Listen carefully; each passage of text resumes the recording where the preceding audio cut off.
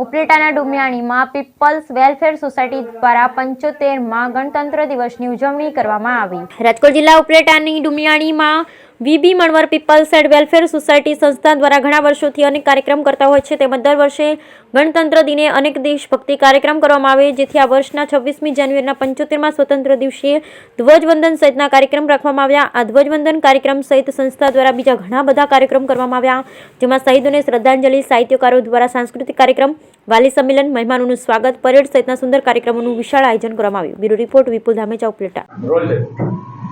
75માં પ્રજાસત્તાક દિને અમારી પીપલ વેલફેર સોસાયટી કેમ્પસમાં પરંપરાગત અને વર્ષોથી ચાલી આવતી આ પ્રવૃત્તિ અને એટલા માટે અમે ભવ્યતાથી પ્રજાસત્તાક દિનની ઉજવણી કરીએ છીએ, જેમાં રાજ્ય કક્ષાના રાજકીય માણસો, સાહિત્યકારો,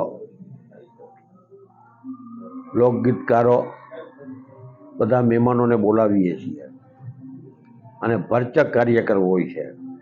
સવારમાં પેરેડ હોય છે, વિદ્યાર્થીઓની પણ પેરેડ હોય છે, શિક્ષકો પણ પેરેડમાં જોડાય છે, તે અમારી સંસ્થાની ખાસ વિશેષતા છે। અને પેરેડ પછી ગેધરિંગ હોય છે, જેમાં બધા મહેમાનોનું સામાજિક, રાજકીય, ધાર્મિક। આપનું નામ? કિશોરભાઈ વાલજીભાઈ ફુલેતરા, રહેવાસી જુનાગઢ। આ સંસ્થામાં મારી બેબી ધોરણ 9માં અભ્યાસ કરે છે અને અમે એને આ વર્ષેથી જ એડમિશન લીધું છે। અને આ સંસ્થા વિશે મેં ઘણો સમય પહેલાં ઘણું બધું સાંભળ્યું હતું, પણ મને એવું પણ હતું કે કાશ મારું પણ બાળક આ સંસ્થામાં ભણે અને સારું ઉચ્ચ શિક્ષણ પ્રાપ્ત કરે, જે મણવર સાહેબના નેજા નીચળ આ બધું શક્ય બન્યું। અમારા સગા 2-4 વડીલોએ વાત કરેલી કે બેબીનું જો કેળવણી અને સારું શિક્ષણ લેવું હોય તો તમારે ચોક્કસ આ મણવર સાહેબની સંસ્થાની મુલાકાત લેવી જ જોઈએ।